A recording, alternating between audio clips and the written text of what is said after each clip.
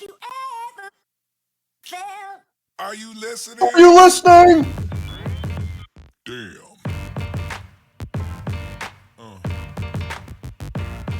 Yeah. Yeah.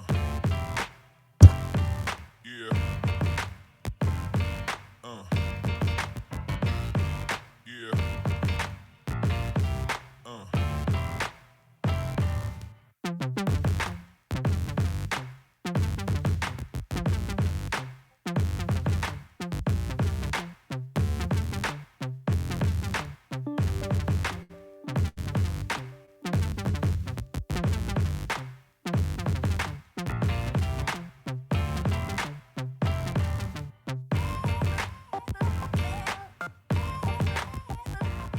Hello, Red Wave.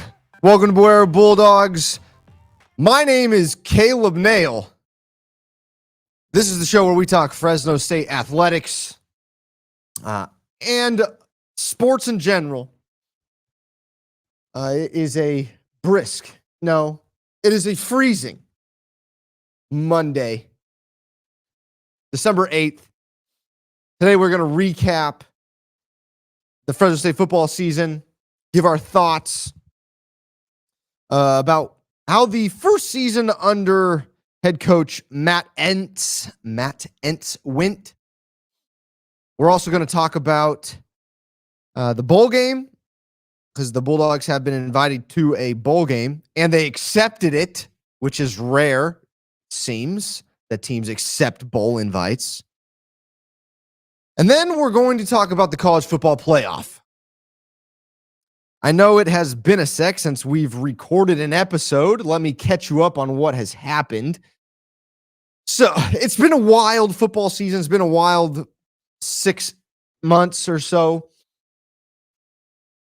Over the summer, I originally planned to move on from Beware of Bulldogs, turned it over to someone else. Then they gave it back to me, which I'm very grateful for. They didn't have to do that. Gave it back to me. I said, let's do this. Did a couple episodes. Sorry if you can hear all these updates from this chat that's going on that I'm in. Hopefully they calm down a little bit. And here comes my boy, Pruitt. So I got it back, right? Did a couple updates. Then going on a walk. Okay, family's going on a walk. Then we did those updates. Then my wife and I decided to pull the trigger on something pretty big, and I took some time off because of that, because it was a big life decision, and that life decision was and is, because we did pull the trigger on it. We bought a wine bar. So we bought the wine bar on Herndon and Marks. So come visit us. It's called the Wine Bar Fresno. It's across the street from Mad Duck and Ampersand Meetup, that area. It's across the street there in that Save Mart. There's a Save Mart there. It's called Sunset Square. That's the shopping center it's in. So we're in there right next to a restaurant called The Branch. And so we're going to be there as of right now, Monday through Saturday. You show up between the times of 2 and 8, and I'll be there. And we got lots of different wines. We're going to be doing some fun things there. I had 1 week under my belt, but it was a big decision for my wife and I. So that's kind of why you didn't hear from me, see me on social media the past, what was that, 2.5 months or so? And no episodes from me as well. But thank you for checking in on me, everyone that did. I really appreciate it. And everyone is safe and healthy. Thank you. We're just a little cold. But you know what? Come by the wine bar and we can heat up around a glass of wine. And I plan on doing things out there, so please come visit me. I think it'll be a lot of fun. Maybe we'll even record out there every once in a while. So, but we're getting our feet underneath us right now. So that's I'm out. Come visit the wine bar on Herndon and Marks. That is the northwest corner of Herndon and Marks. Okay. Other than that, I think what I want to get to is your guys' overall thoughts and reactions on the 2025 Fresno State Bulldogs football season. You could follow on X at beware_Bulldogs. I got to get back into the swing of things. Remember all these things. And on Instagram at Beware of Bulldogs Podcast. You follow there. I put it out to all you guys. Pulling that up, what everybody said. Okay, so holy guacamole, there's a lot. Okay, thank you everybody for interacting. Aaron Atwell, good first season for Coach Entz's first season, but it just feels like we left some meat on the bone with how the quarterback situation was handled and the offense in general. We had a championship level defense that was top 25 nationally. Hopefully this leads to some serious self-study. I agree with Aaron. I think that this was a good first season for Coach Entz. If you told me that we were going to be 8-4 with a first-year head coach and with 40 new players on the roster, I would have said that's going to be pretty good. And we had a shot at being in the Mountain West Championship.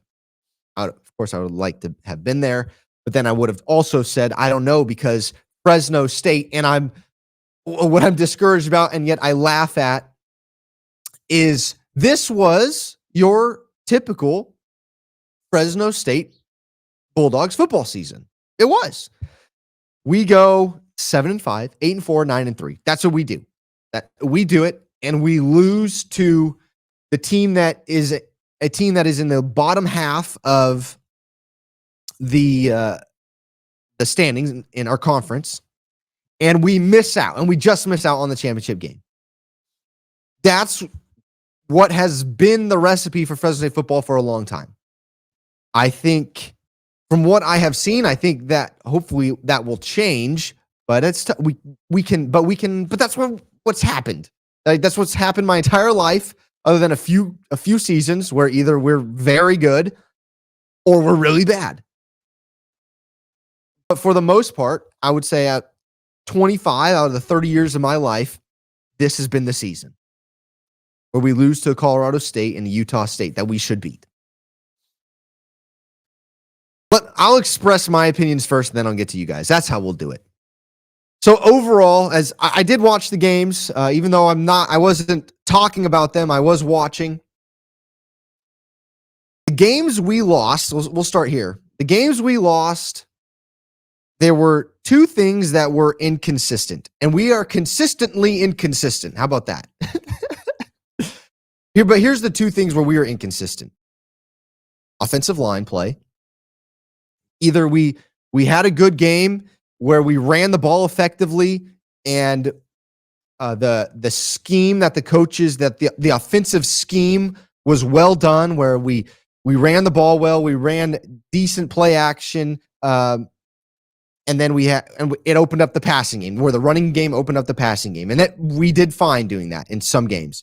Then there were other games where our offensive line play was poor, and we could not move the ball at all on the ground, so we were forced to pass. And the opposing team's defense was ready for it because they knew we had to pass because it was 3rd and 8. And it was run, pass, run, pass, 3 and out, 3 and out, 3 and out, 3 and out. And we weren't fooling anybody. And so you just can't win games that way. Our defense was very tough. Like Aaron said, top 25 nationally. At a level where our defense was playing top 25 nationally. And they kept us in games. There were other times where our defense wasn't. Now, they were more consistent than our offense, but there are other times where our defense struggled and we just couldn't stay in the game. Which, that's fine, because I understand that there's going to be those types of games. But our offense has to perform, or at least keep them off of the field, the other team's offense off of the field. Our offense needs to keep their defense on the field. You understand. So we were consistently inconsistent. And then I should add, there were two things, and I got to get to that second thing. One was offensive line play. Two, I thought was play calling. Right? I thought our offensive play calling patterns were not a pattern at all, and I didn't understand what was going on. Right? We were not successful running the ball. We continued to run the ball. We continued to beat our head against a wall when we didn't need to. Right? I thought there were times when, and this is due, there's a lot of different factors that go into this, but there were times when we were not successful passing the ball, and all we wanted to do was pass the ball. And we ended up, the game we lost, I think Donaldson and Speedy Luke ran the ball 6 times, or like 12 times combined. We ran the ball 14 times total in the game. What? At the beginning of the season, I said this, and I think most people understand this. You want your best players touching the football. Our 2 best players were Rayshawn Luke and Bryson Donaldson. Those were our 2 best players. I would say our 3 best players, if you could add in Ramirez. Those are our 3 best players. We want them touching the ball. Things happened when they were running the football or catching it out of the backfield and making plays or catching it on kickoff or punt returns. And we lose games when they're not. We also lost games when they did, but that's because I thought we were beating our head against the wall, and our offensive coordinator and our head coach, Matt. And so I don't know what the conversations are like during that time. I know, they have a game plan going into it, but there needs to be some adjustment, I think, on the fly. That's when adjustment happens, not during halftime, but rather during the flow of the game, which you could count halftime in the flow of the game. But there were just inconsistencies when it came to play calling as well.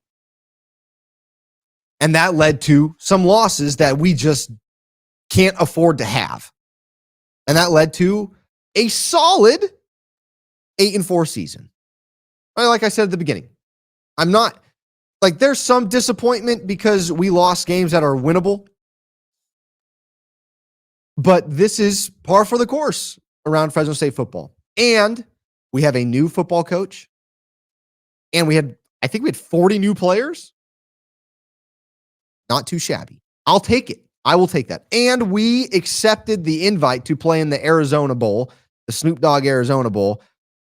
Granted, it's against a MAC team, Miami of Ohio, and their quarterback is already out, has said he's out. He's going to the NFL, DeQuan Finn. So we're not going to play their starter. But that's bowl games. I'm curious to see who from our team sits out. It was a fun season. It was entertaining football. Do I want more? Of course. I want a Mountain West championship. Am I frustrated that Boise won again? Yes, I am. I'm very frustrated about that. But the Mountain West was down this year, right? I'm just going to say this to everybody that was talking about Boise being the 3rd or 4th best team in the Mountain West, and we beat them, and then we didn't get a shot, or all these different things. We injured Maddox Madsen. I didn't think Maddox Madsen was a 30-point difference. Apparently he was. Okay, so we knocked out their starting quarterback. That's what happened. I guess he was that big of he made that much of a difference. I would have loved to have seen New Mexico play for a Mountain West championship. I understand why they didn't on all these tiebreaker things. But the Mountain West beat each other up this year. But it was a fun Mountain West football season. I would have liked to have seen someone other than Boise and UNLV play for it. I think this was the 3rd time in a row that those 2 have played for the Mountain West Championship or something like that. Boring. Let's get somebody new in there. Well, we will next year because there's going to be new teams. UNLV can run away with it. Well, New Mexico's there now, so they can play for it next year. But it was fun. It was a fun overall Mountain West football season. It was a fun Fresno State season. I think that there's lots of room to improve. I think our coaching staff learned a lot this season, I hope. And I do think that they're going to make a name for themselves playing this style of football. Let's talk about quarterback play. Because I know that I talked about this a lot early on in the season. Most of the Red Wave talked about this nonstop for 12 weeks, 13, 14 weeks. So we could talk about our overall reaction when it comes to quarterback play. Doesn't need to be better always. I think everything could have been better. I thought our running back play was the best. Here's my observation from the season when it comes to quarterback play. I stood up for EJ. I thought he was probably the best we had. I also said I'm not going to mind if Conklin comes in. Let's see what he can do. I saw him. I thought Conklin needs to be a lot better. He needs more work. He throws off his back, falling away. He's got to get some oomph into his arm. He's got to make quicker decisions.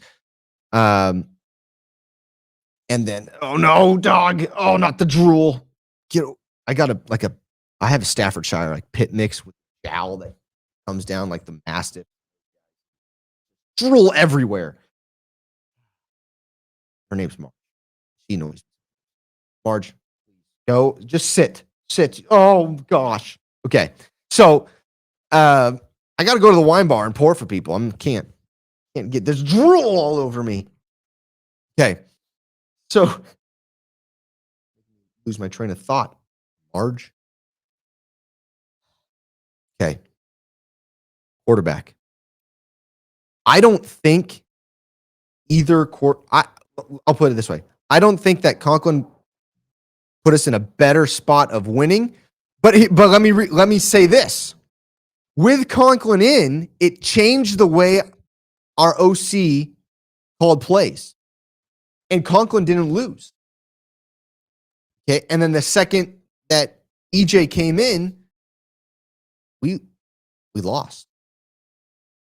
And the reason being, I'll put it this way, not because we lost because when EJ was in, I think our OC tried to rely more on EJ making plays rather than the guys who should be making plays, which were Rayshawn and Donaldson. And that's why I think it made a big difference. Right?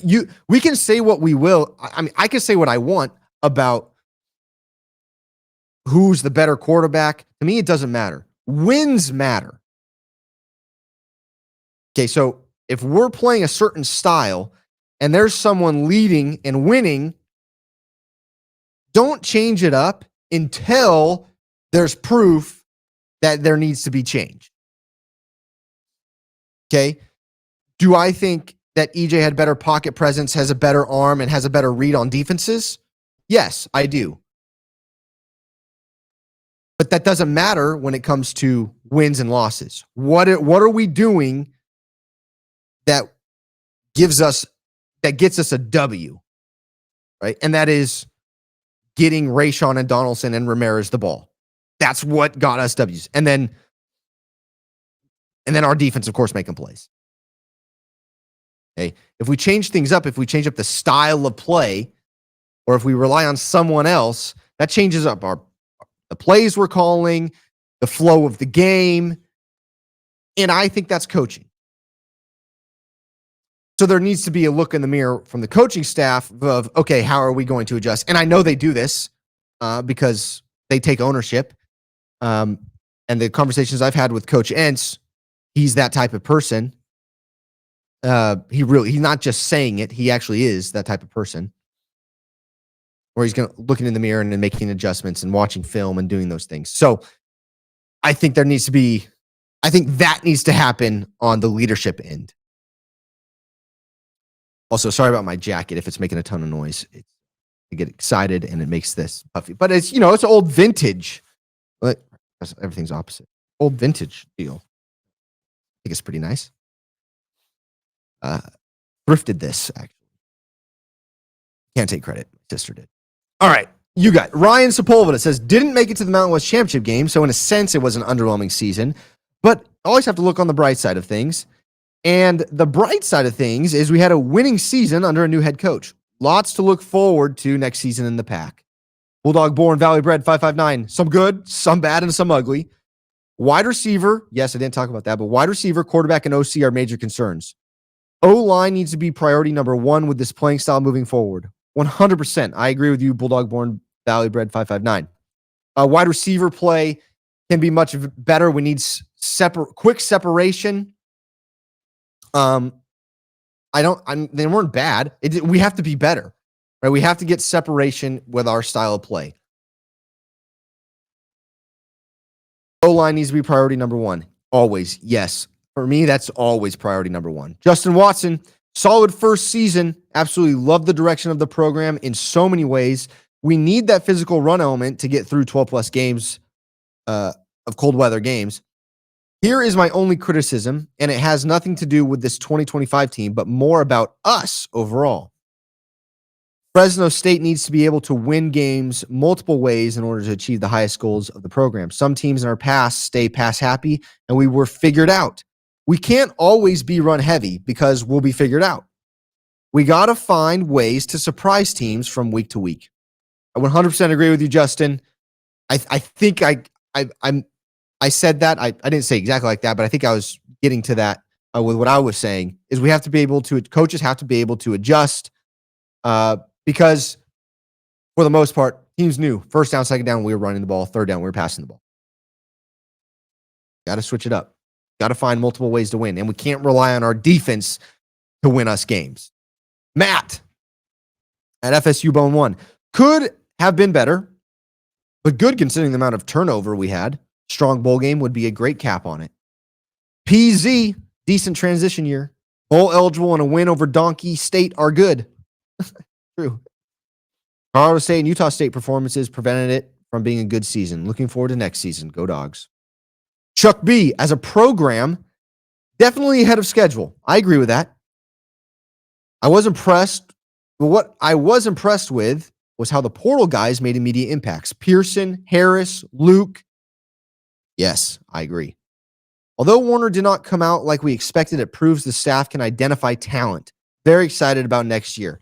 I'm excited about the recruiting class they've been putting together. I'm curious to see how they do in the portal, who they bring in, what positions. As always, every year that's going to be the case, but it's particularly with this staff, they can keep that up because I like the guys that they've been talking to and they've been bringing in.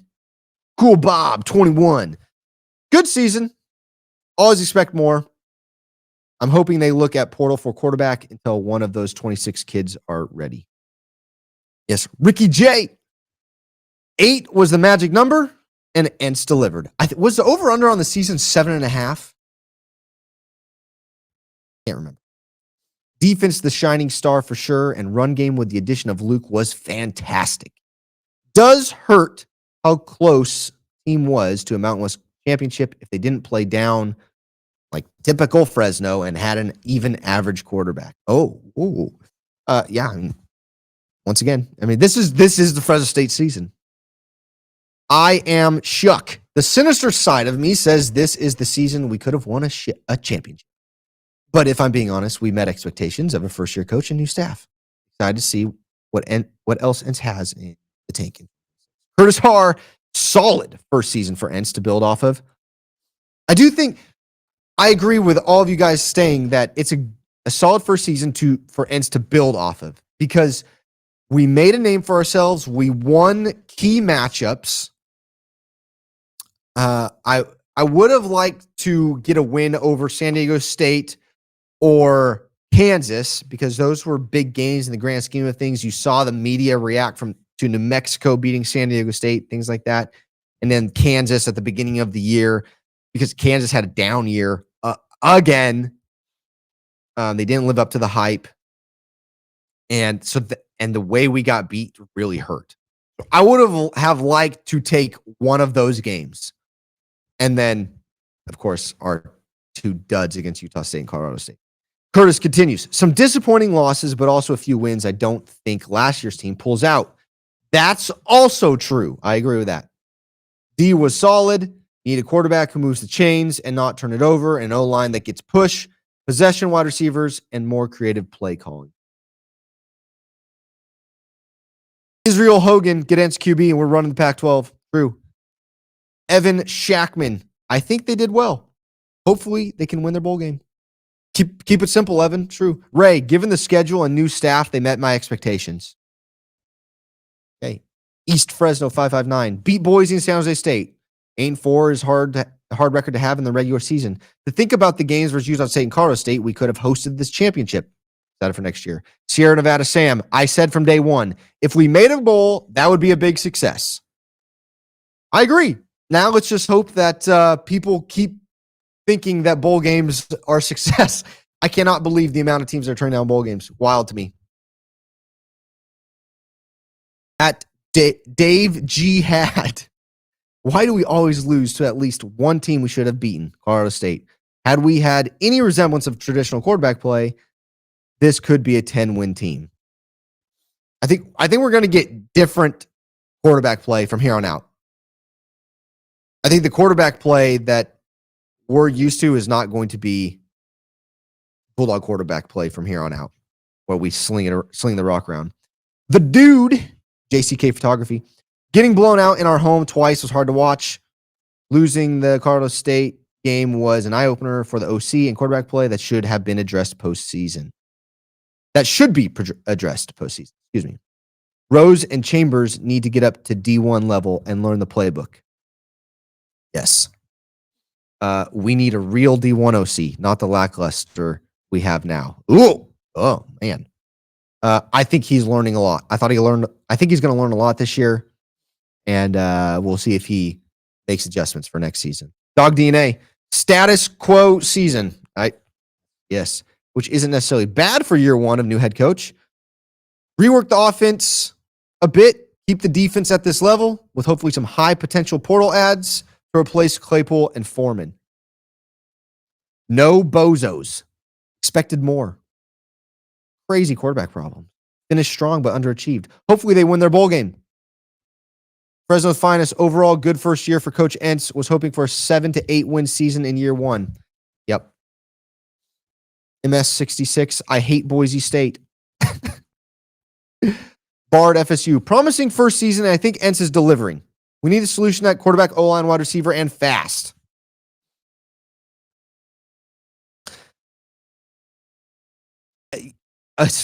We're all saying it. 3 RG Bennett. Season was good. D was awesome. O was good with run game. Think we need improvement on O-line, wide receiver, and need a better quarterback. Wow. Yep. Clarence. Felt like most seasons for the Dogs. A lot of highs and lows. Yep. Overall good season for new coaching staff. So promising, I guess. Flashes of awesome, Matt says. And the dude asks, I want to know what Carson Conklin did to make Coach Entz mad. I don't know.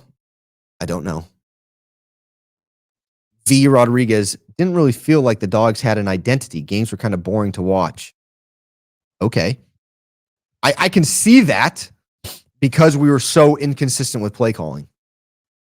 Diego Hunting Slug says mediocre. King of My Castle says good season, could have been better. Rob Brown, solid first year with a new staff. Need a quarterback. Cody Benbow says future is bright. Red Wave Report, 8-4 is a success for year one, but easily could have been 10-2 or 5-7. That's very true. The lateness monster, better than anticipated. Quarterback situation aside, the team overall looks promising. Killer defense. Captain Kevin, I think it was a great season. I was surprised that we even beat Boise, 8-4. We'll take it. Randall 64, wasted opportunities, great defense, great run game, but unacceptable quarterback play. And last but not least, Jonathan Woodward, great start, but definitely felt like there was more left on the table we could have accomplished. Thank you guys for leaving all that. That was a lot. All over the place. Okay. So I think we all have the same idea of where we should be and why we didn't get there. Right? However, it was a solid season. But I think everybody wants to compete for a Mountain West championship, or should I say now, a PAC championship. So let me go through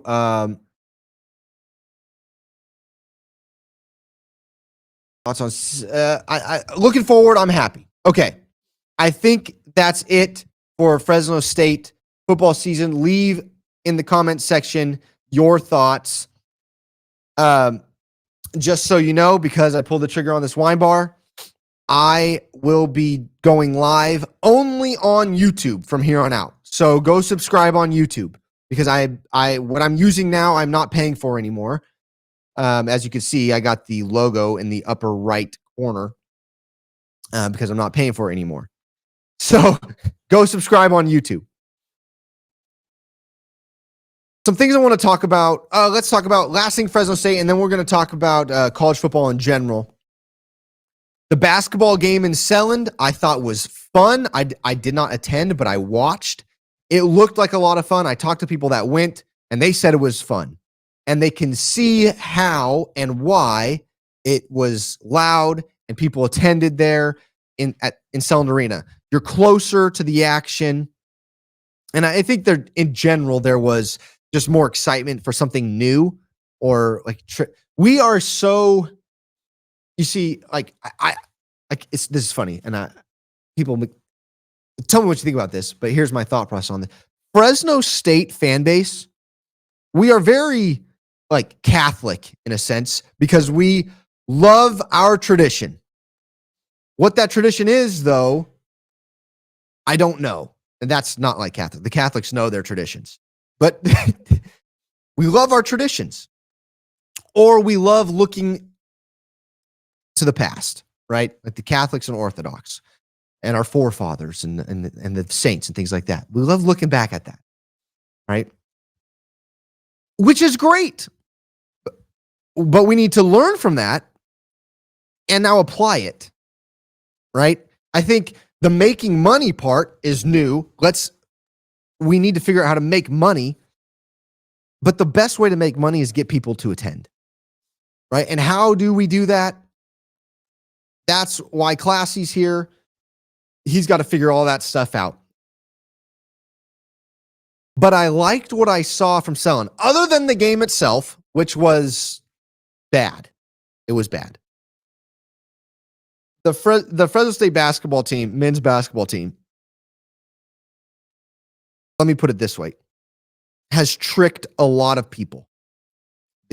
And I hate saying that. Okay, because we started the season 5-3, won like 4 or 5 games in a row.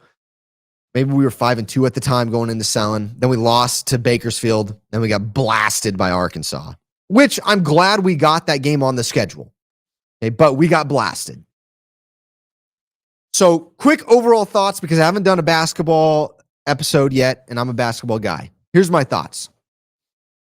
Very quickly. Zayon Collins, our point guard, has to be a shooter. He has to. Reason being, he's too short and too skinny. Okay, so he's going to get overwhelmed when he's playing defense by bigger guards. We saw that last year. He's going to have trouble attacking the rim going through 7-footers.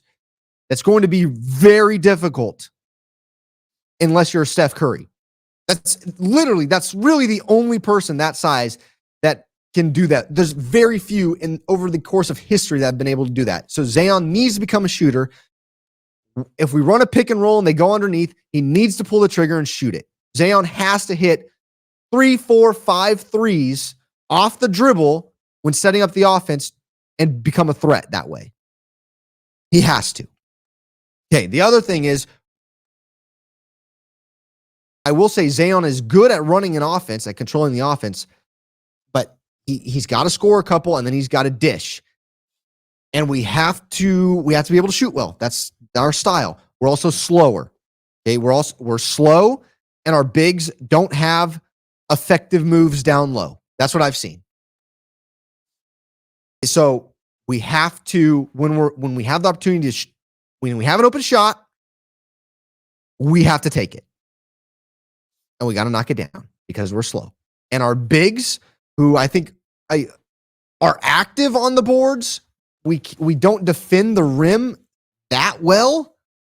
I think we can. We have some athletic guys, so we can. I like Gorey a lot, but we can't rely on one guy. This is going to be a team. This is a team that was put together. And so we got to attack and kick. That's what Wahlberg wants. We have to be able to capitalize on that and execute that. And defensively, I would say there's some holes because we're slow.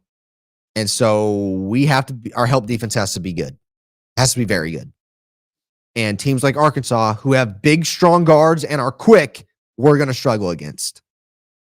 So matchup-wise, we may match up well against some teams in the Mountain West who are a little bit slower and play a certain style that we match up well against, but nationally, we're going to struggle.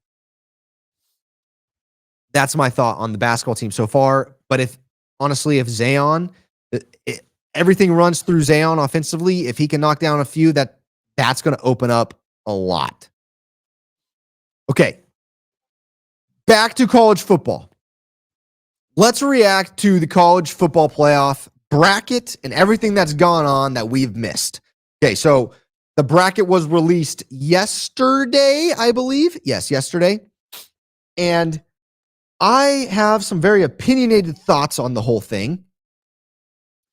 But my opinion is not on the bracket itself. My opinions are on college football in general, and I think we can all agree on this. College football has some major issues. Major.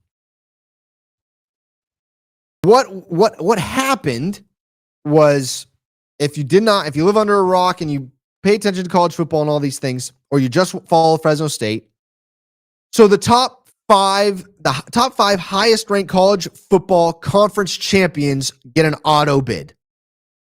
Okay, so that opened up to what people call the group of five. That opened up one spot, what people thought, right? But they forget that it's the top five highest ranked. So this year, when two group of fives made it in because they were the part of the top five highest ranked conference champs, James Madison and Tulane got in over an ACC team, ACC conference champ. People yesterday went nuts. And let me just say this. I don't think they're real college football fans. I don't. For the longest time, they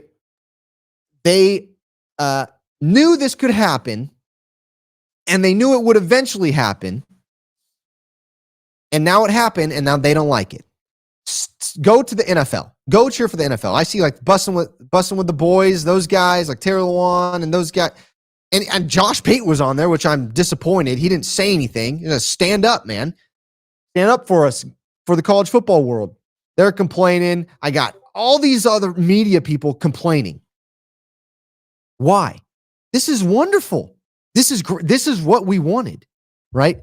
People talking about inclusivity, how this is bad. No, actually, the best thing for college sports is inclusivity to a certain extent, okay? You have to understand it's to a certain extent. So you have to understand what you're asking for when you ask for it, right? These bigger conferences want more teams in. Well, we are also Division I. Division I football, FBS, the group of five is. And by the way, the number one team in the country, has like 4 blue chips. Most of them were from James Madison, from the group of five, who plays a different sport or game, whatever they said back in the day, a couple months ago, whatever. I'm frustrated with all these people. And Cignetti led them to the number one team in the country. And Surratt, that wide receiver who's at JMU, looks like the best wide receiver in the country. Mendoza, who is at Cal, everyone wrote him off. Should win the Heisman. This defense looks good. I love watching Indiana. Cignetti's a great leader. Leadership wins. And I love Cignetti because he is destroying every talking point that all these P4 worshipers have brought up about having all the blue chips and prospects and having a bunch of money. Yes, Indiana's got money, but they're not buying the big name guys. Mendoza was a 2-star recruit. I don't know if Surratt had any stars.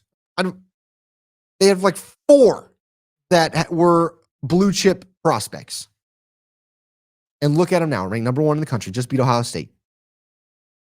Awesome. Love Signetti and the Indiana story. Okay. The other problem, let's move to the bracket. Okay, before I get too sidetracked. Let's move to the bracket. Okay, so we get Georgia, SEC champ, Indiana, Ohio State, and Texas Tech, the Big 12 champ, are the top four. They get the buys. Okay, then the other conference champs, so we have three conference champs with buys. And then the other two are Tulane and JMU, and everybody's upset. Then what happened was Bama not moving. That's what everybody's upset about was Alabama not going down. Okay, so I understand. We know that there's SEC bias, right? They get blasted by Georgia, lose by 21 points, have -3 rushing yards on the game, and they don't move, right? Okay, now I don't know who you're moving above them. I'm being honest. I don't know who you're moving above them, but BYU moved down. Virginia moved down. All these teams moved down that lost, other than Bama. Ohio State moved down. All these teams moved down, except for Bama. But I also get it because I don't know if I can move someone above them. And the other thing was these well, I'll get to that in a second. We'll talk when we talk conference championships. So I'm okay with Bama not moving down because I don't know if I can move anybody above them. Okay. But what should come into play is Alabama's loss to Florida State, right? Because you have to take the whole body of work. But everybody says, well, that was at the, I hope this was plugged in. Fudge. You have to take the whole body of work, and they're saying that, it was at the beginning of the season, so they're getting everything together, which is true, but it's still a part of the body of work, right? So there's that argument as well. They lost to Florida State, but I'm okay with Bama not moving. Here's what I have a huge problem with. I actually have a huge problem with, two things, with Miami getting in. Okay, so Miami didn't even make their conference championship game. They went 10-2. I understand. But they couldn't even make their conference championship game. And so what has happened was after this, we talked about it last year, but we're really going to talk about it this year, is getting rid of conference championship games. And I will not be surprised if the ACC and the SEC get rid of conference championship games. The Big Ten's okay with it right now because their top two teams got first round buys. But the ACC, if they just took the top teams, right? Or excuse me, this is a different story. I think they get, first off, I think people are going to realize, oh my gosh, these big conferences, that's the problem. And that is the main issue, in my opinion, is the big conferences. The ACC is too big. You have a Duke and a Virginia who obviously, if you look at their schedules, played weaker schedules and were just good enough to win enough games and beat the right teams to get in, right? You have a 5-loss ACC champ where you have a 10-2 Miami who's ranked in the top 12 in the country, and they're in, and your ACC champ and ACC runner-up are not. That's bad, right? That's really bad. So these conferences are too big. It's time to go. So I wouldn't be surprised. Now, I haven't seen this conversation happen yet, but I wouldn't be surprised to see teams like form these regional conferences, smaller regional conferences of big teams, and just play their own little deal. Right? Because I think that is the best. So just like in farming, everything goes up and down like this. Like commodity prices go up and down in farming. Everything comes back around, like styles, like the 80s and 70s styles are coming back a little bit. And music, type of how music is, this is the same thing.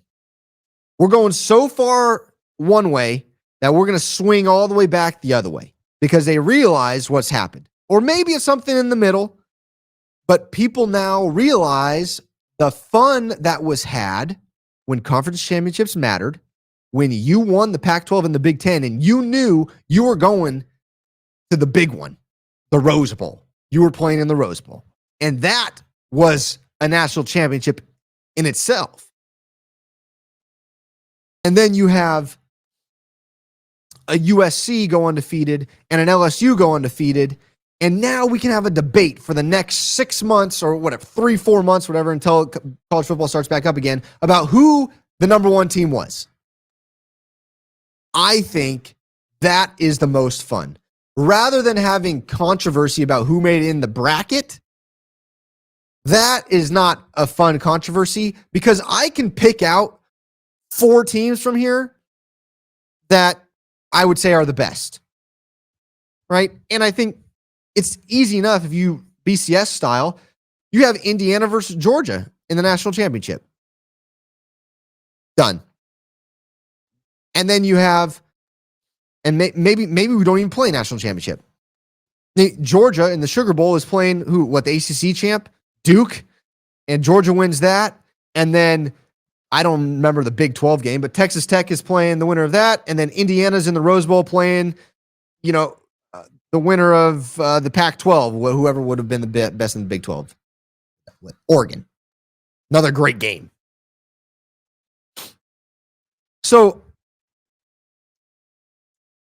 college football has a major issue on its hands because conference championships don't matter anymore. You can talk about how the SEC one mattered and ranking wise, like if Bama won, where do they jump? Where does Georgia jump if they lose? Like that all mattered. So that game really mattered for Bama. Didn't matter much but they're both making it in. Right, same with Big Ten. But conference championships don't matter. Right. So in a sense, they don't matter because Big Ten and SEC champs those 2 that are in the championship games are getting in, those 4 teams. But the ACC game, conference championship, for the most part, didn't matter because Duke ended up winning. And the fact that Miami got in, an ACC school got in, and didn't even make the championship game, big problem. I don't know, bud. You're going to have to look for it. Keep looking. And then the talk about all the G5, the talk about the 2 G5 teams taking up spots, and they're saying, well, we want the 12 best teams. We want the 12 best teams. Go watch the NFL. If you're about the top teams being in, go watch the NFL. Leave our college football. Because every conference champion should be in. See, they're mad about the wrong thing, and I'll end here. We are not the same person, that group, because sorry, I'm getting calls. People are mad about 2 teams taking up spots that they think shouldn't be in there. I'm mad that Boise State, Western Michigan, and Duke, and the other team that's not in, that they're not in. We are not the same. We're not the same. It's a Kennesaw Conference USA winner. That's why I'm mad. Is because all of those teams should be in. All the conference champions, the 10 conference champions should be in. We have 9 now. We're going to move to 10 with the Pac going again. So 10 conference winners. And then you get your 6 at-large teams, and you can have your controversy there and and people can make their money with TV and all that stuff. You could put in the bracket together, and you can rank them. I don't care if you want to put Kennesaw State at 16, go for it. I don't care. Re-rank them. But that's the best way to do it. Because now Duke's in. Okay. And then our controversy is about Miami getting in. Okay. And Virginia. And about the conference runner-ups. So we're getting Bama and Ohio State would be in and things like that. rather than talking about a 6th place SEC school not getting in, right?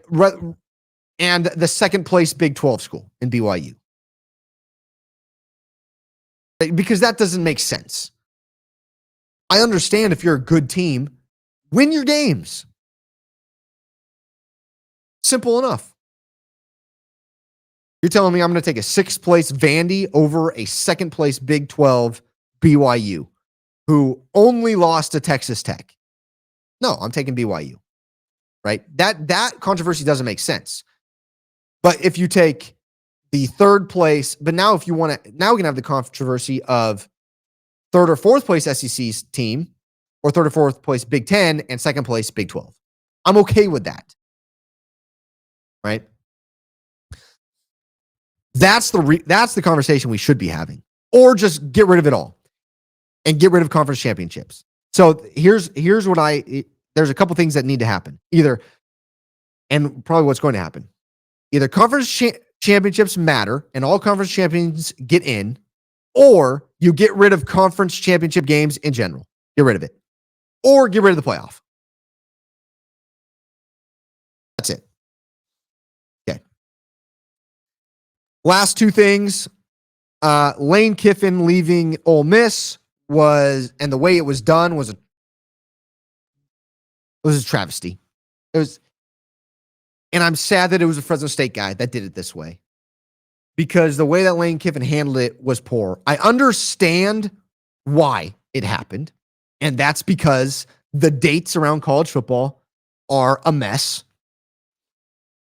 And some people thought that Ole Miss should have allowed LSU, or some people thought that Ole Miss should have allowed Kiffin to coach the playoff. But I agree with Ole Miss. Look, man, how the calendar works. And you're working for somebody else now. You're recruiting other kids for LSU. See ya. Thanks, Lane, but see ya. I totally get that. And that's what I would have done. Said, bye. Thanks, but bye. Because you just can't have that. So I don't like how that was handled. But the dates have to change. Is there a way that Kiffin could have kept his mouth shut, or LSU could have kept their mouth shut? I don't think so, because of the dates. And that's what I've been telling people. Like when I'm talking in conversation, we talk about this Kiffin deal. And no, because he's got to recruit. So it's sad, and it's especially sad because it's another team within the conference. And it's mind-boggling to me that you have, I mean, maybe recruiting and money is different at Louisiana State University, but you're in the playoff. So this just diminishes the playoff even more. You have spent your entire life wanting to compete for a national championship. The opportunity is here. And now you say bye. That is mind-boggling to me. The world where, I mean, and this is not long ago, the world that I grew up in and was raised in, and that I'm sure all of you were born and raised in, was about winning, right? It's about winning and raising strong men to put into society. That's going to help society, right? To be good fathers and husbands and business owners. That is long gone. This world is all about me, me, me, me, me. I call them me monsters. Whoa, look at me. No. That's the world we live in now. And it makes me sick. And it really disappoints me that this guy was a Fresno State Bulldog, and that's how he handled it. Because Lane Kiffin was raised in the world of, I'm going to grind, I'm going to win, I want to win, and I want every opportunity to win, and it's about the boys. That's why you go into coaching, you would think, right? I love the game of football, but I want to get the boys to be good fathers and good men and good husbands and start businesses that help the town that they live in. and employ people and care for them or be a good employee. I don't see that. I don't see that anymore. It's all about me, me, me. Let's go get the bag. And it frustrates me.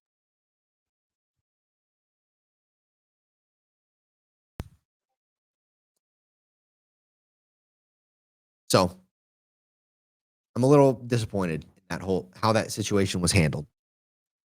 And last but not least, and this goes under the same topic of kind of this soft culture that we live in, is opting out of bowl games. Right? Maybe there's a conversation to be had about why Notre Dame opted out of a bowl game, to kind of send a message to ESPN and all these people like, well, you didn't put us in, so we're out. We're taking our fan base. We're not watching football. We're not helping you out because you didn't put us in. But so there maybe is a conversation to be had there. But other than that, all these other schools, and especially this team that went 5-7, how miserable does your life have to be to say, no, you know what? I don't want to give my players another opportunity to play football. And this is what I appreciate about the new head coach at Nevada and him in his press conference saying, hey, you come here, we're going to help you get to Oregon and make $1.2 million. I don't like that. It's about money because it should be about the love of football or about you getting to the NFL to make a continued paycheck or a monthly paycheck or whatever, however they pay out there. But at least he's saying that and giving his players the opportunity to play for something. Where now we have schools that are in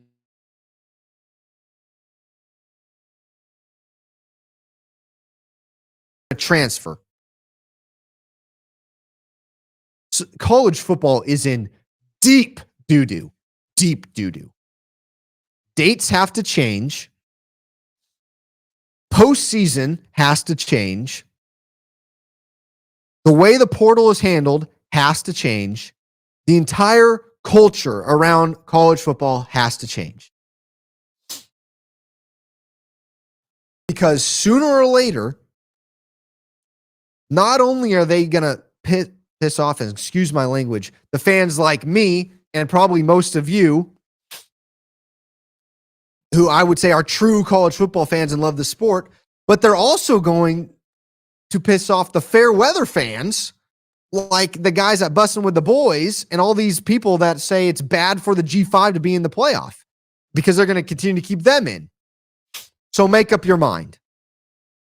Last thing from me, and some of you may already be frustrated with me and my reactions, but I also like having conversations, so reach out and comment below.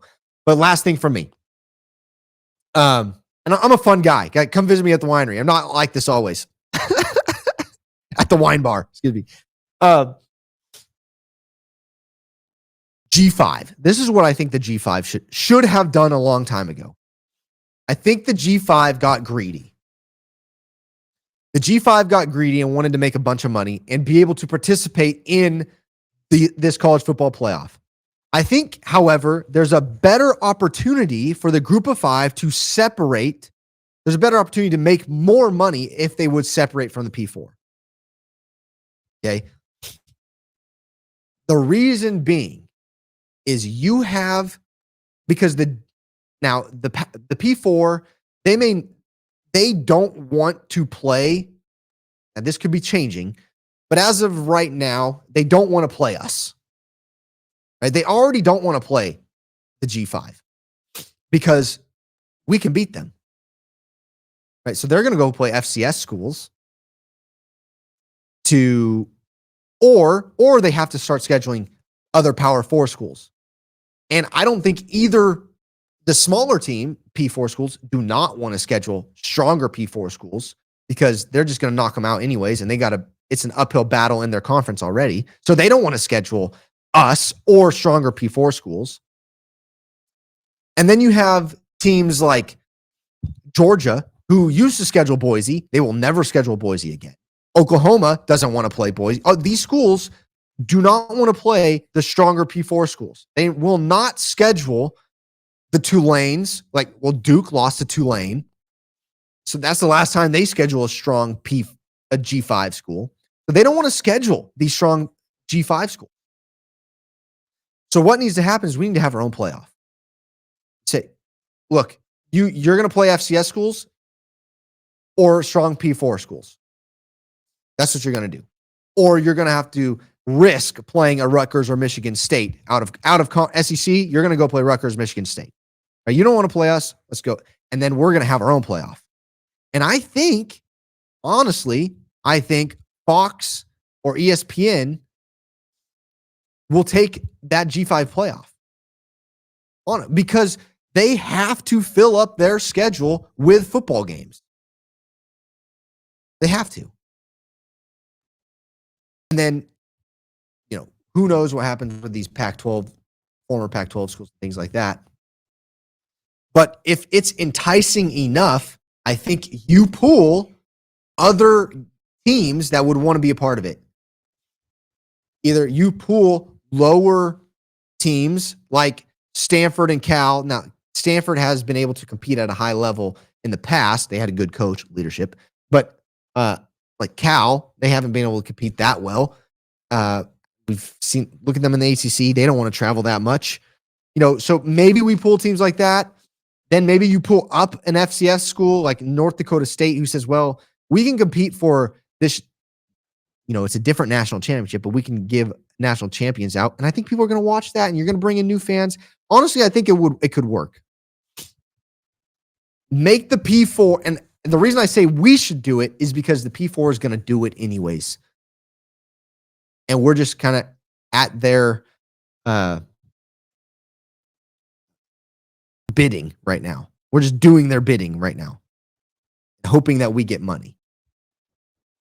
So that's where I think we should go football-wise. I know a lot of people disagree with me there, but I think the G5 should really have a playoff, and we should be the ones to say, sorry, we don't want to participate with you because it's not fun anymore. We're going to go have fun over here and incentivize the crap out of it, and I think we could have a lot of fun. Who wouldn't want to watch JMU, Boise, Tulane, Kennesaw, and Western Michigan auto bids, and then you have these other schools get in, and where the Mountain West would probably get 4 schools in. The American may actually take those spots, but Mountain West and the American are running the table there, and that would be fun to see Navy versus New Mexico. I think that would be awesome. Or North Texas versus New Mexico or UNLV. I think that would be a lot. I'm watching every game, by the way, and I think most other football crazies would. Are there enough of them to make money and warrant that? I don't know. But I think they should do that because Notre Dame and these other schools are going to start pulling out and saying, no, we're doing our own thing. Duke should be leading the charge saying, hey, we won. We should be in. Miami didn't even play for conference championship. All right. I got to go. I have ranted long enough. Thank you guys. I hope you had a fun football season. We'll talk more about basketball season. Baseball season's coming up. Comment down below. This is on YouTube and Spotify. Peace, love. Jesus loves you guys. I'll see you at the wine bar. Peace.